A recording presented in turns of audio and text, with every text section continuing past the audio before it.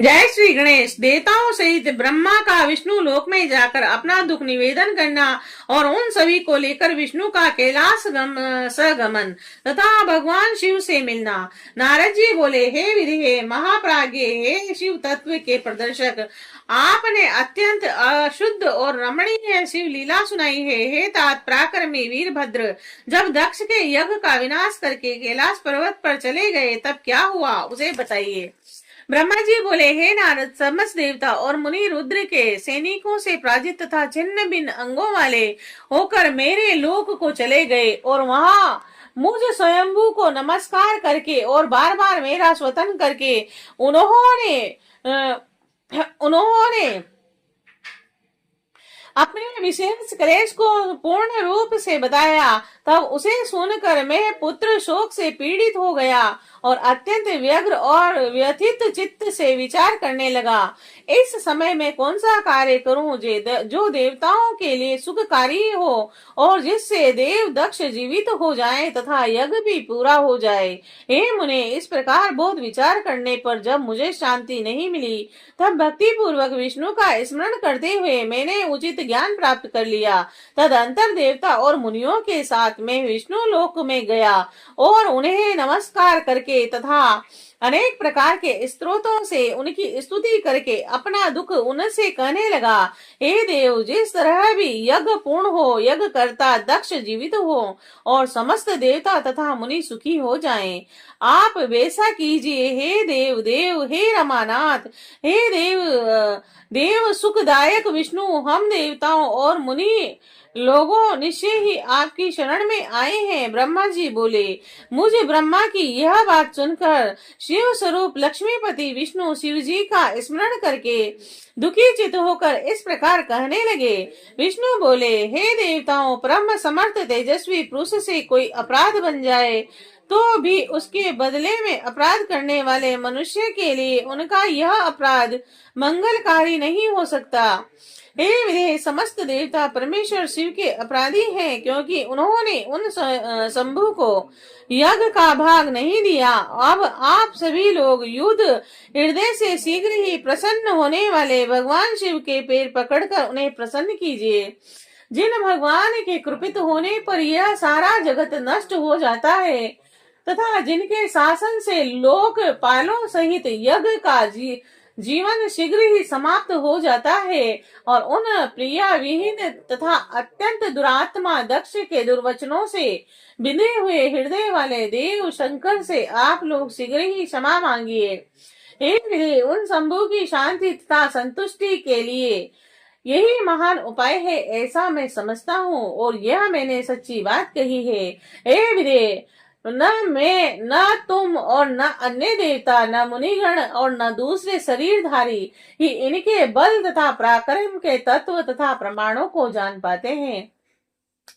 उन स्वतंत्र परमात्मा परमेश्वर को विरुद्ध कर प्रसन्न करने का प्रणिपात करने के अतिरिक्त कोई दूसरा उपाय नहीं हो सकता। हे ब्राह्मण, आप लोगों के साथ मैं भी शिवालय चलूंगा और शिव के प्रति स्वयं अपराधी होने पर भी उनसे क्षमा करवाऊंगा। और ब्रह्मा जी बोले, देवता आदि के साथ मुझ ब्राह्मण को इस प्रकार आदेश देकर भगवान विष्णु ने देवताओं के साथ कैलाश पर्वत पर जाने का विचार किया।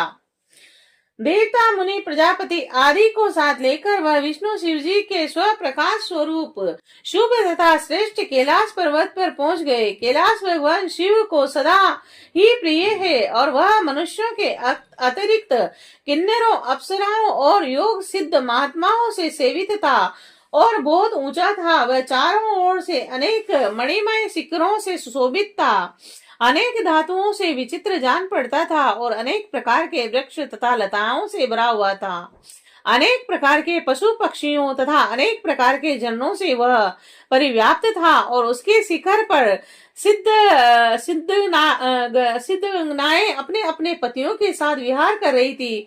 वह अनेक प्रकार की कंदराओं, शिखरों तथा अनेक प्रकार के वृक्षों की जातियों से सुशोभित था और उनकी क्रांति चांदी के समान श्वेत वर्ण की थी। वह पर्वत बड़े बड़े व्याघ्र आदि जंतुओं से युक्त, भयानकता से रहित, संपूर्ण शोभा से संपन्न, दिव्य तथा अत्यधिक आश्चर्य उत्पन्न करने वाला था। और वह सभी को पवित्र कर देने वाली तथा अनेक तीर्थों का निर्माण करने वाली विष्णुपदी सती श्री गंगा जी से गिरा हुआ तथा अत्यंत निर्मल था। शिवजी के परम प्रिय कैलाश नामक इस प्रकार के पर्वत को देखकर मुनीश्वरों सहित विष्णु आदि देवता आश्चर्यचकित हो गए। उन देवताओं ने उस कैलाश के सन्निकट शिव के मित्र कुबेर की अलका नामक परम दिव्य तथा रम्यपुरी को देखा, और उन्होंने उसके पास ही सौगंधित नामक दिव्य वन भी देखे, जो अनेक प्रकार के दिव्य वृक्षों से सुशोभित था, और वहां पक्षियों की अद्भुत ध्वनि हो रही थी। उससे बाहर नंदा और अलकनंदा नामक दिव्य तथा परम पावन सरिताएं बह रही थी, जो दर्शन मात्र से ही मनुष्य के पापों का विनाश कर देती है।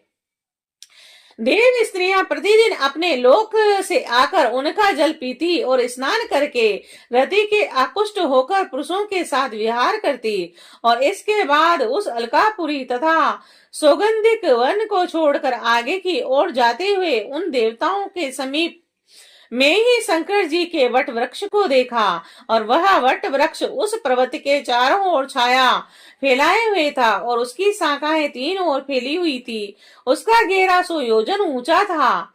वह घोंसलों से विहीन था और ताप से रहित था, और उनका दर्शन केवल पुण्य आत्माओं को ही होता था। वह अत्यंत रमणीय परम पावन शिव जी का योग स्थल दिव्य योगियों के निवास के योग्य तथा अत्युत्तम था।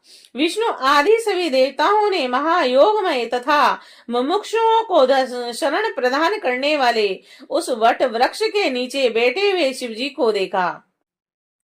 शांत स्वभाव वाले, अत्यंत शांत विग्रह वाले, शिव भक्ति में तत्पर तथा महासिद्धि सनक आदि ब्रह्मपुत्र प्रसन्नता के साथ उनकी उपासना कर रहे थे। गुहकों को राक्षसों के प्रति उनके मित्र कुबेर अपने गणों तथा कुटुंबी जनों के साथ विशेष रूप से उनकी सेवा कर रहे थे। वे परम परमेश्वर शिव तपस्वी जनों को प्रिय लगने वाले सुंदर रूप को धारण किए हुए थे। वात्सल्य के कारण वे संपूर्ण शिव के मित्र रूप प्रतीत हो रहे थे, और भस्म आदि से उनके अंगों की बड़ी शोभा हो रही थी। हे मुने, आपके पूछने पर कुशासन पर बैठे हुए वे शिव सभी सज्जनों को सुनाते हुए आपको ज्ञान का उपदेश दे रहे थे। वे अपना बायां चरण अपनी बाईं जांघ पर और बायां हाथ अपने बाएं घुटने पर रखे कलाइयों में रुद्राक्ष की माला डाले सुंदर त्रक मुद्रा में विराजमान थे, और इस प्रकार के रूप वाले शिव को देखकर उस समय विष्णु आदि सभी देवताओं ने शीघ्रता से नम्रता पूर्वक दोनों हाथ जोड़कर उन्हें प्रणाम किया। तब सज्जनों के शरणदाता प्रभु रुद्र ने मेरे साथ आए हुए विष्णु को देखकर उठ करके सिर झुकाकर उन्हें प्रणाम किया। विष्णु आदि देवताओं ने जब भगवान शिव जी के चरणों में प्रणाम किया, तब उन्होंने भी उसी प्रकार मुझे नमस्कार किया, और जिस प्रकार लोगों को सदगति प्रदान करने वाले भगवान विष्णु कश्यप को प्रणाम करते हैं, तब शिवजी देवताओं, सिद्धों और गणा अध्यक्षों तथा महर्षियों से नमस्कृत तथा वंदित विष्णु से आदर पूर्वक वार्तालाप करते हैं।